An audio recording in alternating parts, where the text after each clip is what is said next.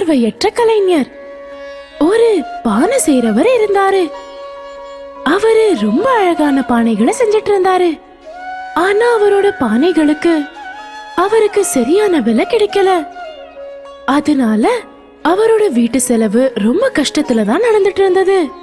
ஒரு நாள் ராகவ் அவரோட மனைவி கிட்ட சொல்றாரு, நான் இந்த பானை செய்யற வேலையை விட்டுட்டு வேற ஏதாவது வேலை செய்யணும்னு எனக்கு தோணுது. அவங்க மனைவி எந்த பதிலும் சொல்லல. அவங்க ரொம்பவே அமைதியா இருந்தாங்க. ராகவ் சொல்றாரு, சரி, நீ ஏத்துக்கிட்டு தான் நான் நினைச்சுக்கிறேன். ராகவோட மனைவி ஏன் எதுவும் சொல்லல அப்படின்னா, அவரு இந்த பானைகளை வித்து அதுல வர பணத்தால அவங்களால வீட்டு செலவு எதுவுமே பண்ண முடியலன்னு யோசிச்சாங்க. ராகவ் அப்புறம் அவரோட மனைவி அன்னைக்கு இரவு தூங்கிட்டு இருந்தாங்க. ஆனா ராகவ்க்கு தூக்கமே வரல. அப்போ அவரோட கண்ல இருந்து தண்ணி வந்துட்டு இருந்தது. ஏன்னா அவருக்கு அவர் செய்யற அந்த வேலை ரொம்பவே பிடிச்சிருந்தது. இந்த வேலையை விடுற நிலைமை வரும்னு அவர் எப்பவும் யோசிச்சதில்ல. ஆனா அவருக்கு பானையை வித்து அவருக்கு வர பணத்தால வீட்டை சமாளிக்க முடியலன்னு தோணுச்சு. அடுத்த நாள் அவர் அவரோட மனைவி கிட்ட சொல்றாரு, மேகனா, நான் வேலையை தேடி போறேன். மேகனா சொல்றாங்க, சரிங்க, போயிட்டு வாங்க, பெஸ்ட் ஆஃப் லக். ராகவுக்கு தெரியல அவருக்கு என்ன நடக்க போகுதுன்னு. அவரு வேலைய பத்தின டென்ஷனோட ரோட கிராஸ் பண்ணிட்டு இருந்தாரு. அப்போ திடீர்னு ராகவுக்கு ஒரு காரால ஆக்சிடென்ட் ஆயிடுது. அப்புறம் அவரை ஹாஸ்பிட்டலுக்கு கூட்டிட்டு போறாங்க.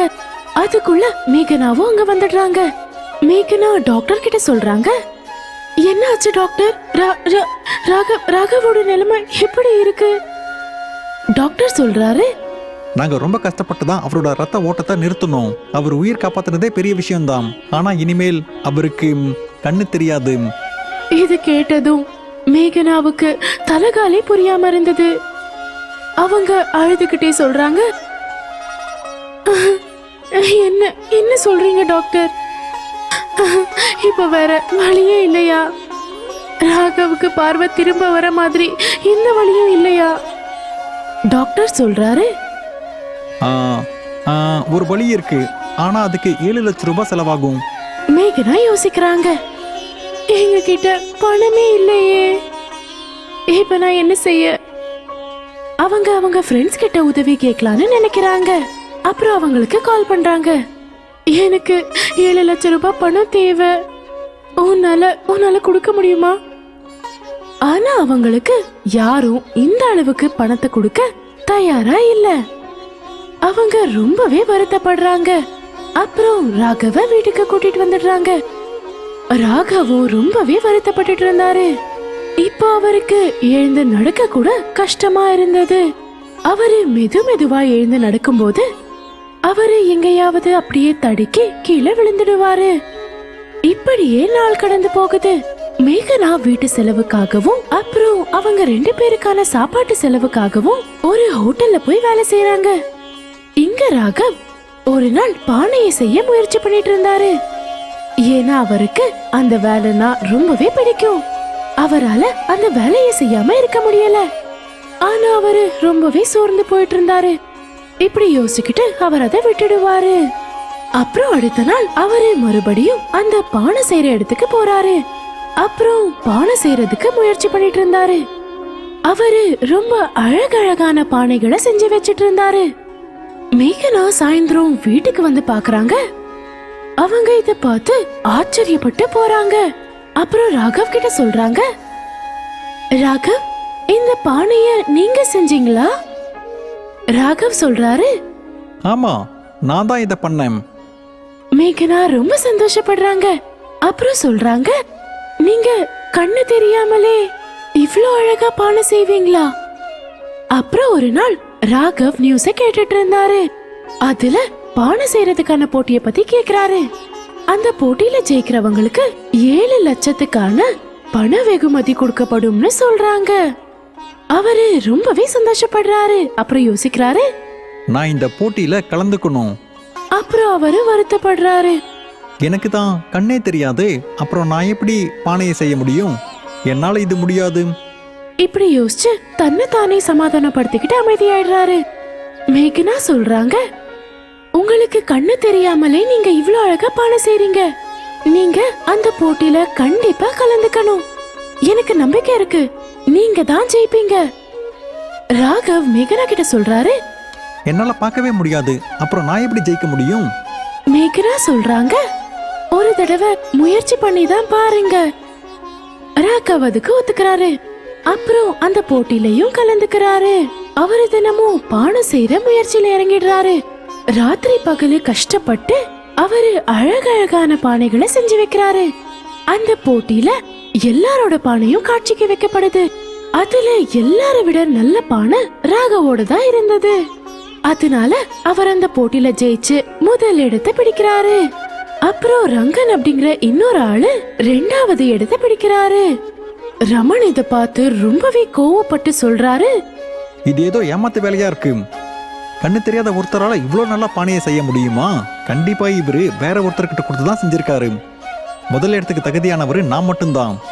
ஒருவேளை இவர் தான் அந்த பானையை செஞ்சாருன்னா இவர் எல்லாத்துக்கும் முன்னாடி பானையை செஞ்சு காட்டட்டும். ராகவ் அவரு சொன்னதை கேட்டு அதை ஏத்துக்கிறாரு. அப்புறம் சொல்றாரு, சரி, மண்ணு அப்புறம் பானை செய்யறதுக்கான பொருள் எடுத்துட்டு வந்து கொடுங்க. நான் இங்க எல்லாரும் முன்னாடியும் பானையை செஞ்சு காட்டுறேன்.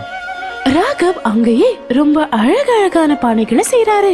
இத பார்த்து எல்லாரும் ஆச்சரியப்படுறாங்க. ரமன் அவரு சொன்னதை நினைச்சு ரொம்பவே வெக்கப்படுறாரு. அப்புறம் சொல்றாரு, என்ன மன்னிச்சிடுங்க, நீங்க எல்லாரையும் ஏமாத்தி போட்டியில் இப்படி ஜெயிக்கிறீங்கன்னு நான் நினைச்சிட்டேன். ஏன்னா எனக்கு பண தேவை ரொம்ப அதிகமா இருந்தது. என்னோட அப்பாவுக்கு உடம்பு சரியில்லை, ஹாஸ்பிட்டல் அட்மிட் பண்ணிருக்காரு. கடைசி நாட்களை எண்ணிட்டு இருக்காரு. நான் இந்த பணத்தை எடுத்துட்டு போகலன்னா என்னோட அப்பா இறந்து போயிடுவாரு. ராகவுக்கு எப்பவுமே ரொம்ப இரக்க குணம் இருந்ததால அவரு ரமன் கிட்ட சொல்றாரு, இந்தாங்க, இதை வாங்கிக்கிட்டு உங்க அப்பாவுக்கு நீங்க வைத்தியம் பார்த்து உங்க அப்பாவை காப்பாத்துங்க. ரமன் சொல்றாரு, ரொம்ப ரொம்ப நன்றி. நீங்க கலையில மட்டும் இல்ல, மனசுலயும் பெரிய மனுஷன்தான். ரமன் அந்த பணத்தை எடுத்துக்கிட்டு ஹாஸ்பிட்டலுக்கு போறாரு. ஆனா அதுக்குள்ள ரொம்ப நேரம் ஆகி இருந்தது. அவரோட அப்பா இப்போ இந்த உலகத்துல இருக்கல. ரமன் ரொம்பவே அழுறாரு. அதுக்கப்புறம் டாக்டர் கிட்ட சொல்றாரு, டாக்டர் சார், நான் எங்க அப்பாவோட கண்களை வேற யாருக்காவது கொடுக்க முடியுமா? டாக்டர் சொல்றாரு, கண்டிப்பா கொடுக்கலாம். ரமன் டாக்டர் கிட்ட ராகவுக்கு கால் பண்ண சொல்லி சொல்றாரு. அந்த டாக்டரும் ராகவுக்கு கால் பண்ணி சொல்றாரு, அவருக்கு ஒரு ஐ டோனர் கிடைச்சிட்டாங்கன்னு சொல்றாரு. அப்புறம் பணமும் வேண்டான்னு சொல்றாரு. இத கேட்டு ராகவ் ரொம்பவே சந்தோஷப்படுறாரு. அப்புறம் அவரோட மனைவியோட ஹாஸ்பிட்டலுக்கு போறாரு. இந்த ஆபரேஷனுக்கு அப்புறம் அவருக்கு கண்ணு நல்லாவே தெரியுது. அவரு ரொம்ப சந்தோஷத்தோட அவரோட மனைவி கிட்ட சொல்றாரு, மேகனா, என்னால உன்னை பார்க்க முடியுது. அதுக்குள்ள ரமனங்க வராரு. அப்புறம் சொல்றாரு, இந்தாங்க உங்களோட பணம். ராகவ் ரமன் கிட்ட சொல்றாரு, ஆனா உங்க அப்பாவோட மருத்துவத்துக்கு இந்த பணம் தேவைன்னு தானே நீங்க என்கிட்ட சொன்னீங்க. ரமன் சொல்றாரு, ஆமா, அவசரம்தான். ஆனா நான் போறதுக்குள்ள அது ரொம்ப லேட் ஆயிடுச்சு. அதுக்குள்ள என்னோட அப்பா இறந்து போயிருந்தாரு.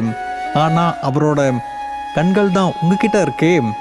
ராகவுக்கு இத கேட்ட உடனே அப்படியே அழுக வந்துடுது. அப்புறம் சொல்றாரு, ரொம்ப நன்றி ரமன். ரமன் சொல்றாரு, இதுல நன்றி சொல்றதுக்கு என்ன இருக்கு? நீங்க எனக்கு எவ்வளவு பெரிய உதவி பண்ணிருக்கீங்க. நான் உங்களுக்கு இந்த உதவி கூட பண்ணாம இருந்தா எப்படி? இப்ப ராகவுக்கு பார்வை வந்துடுச்சு.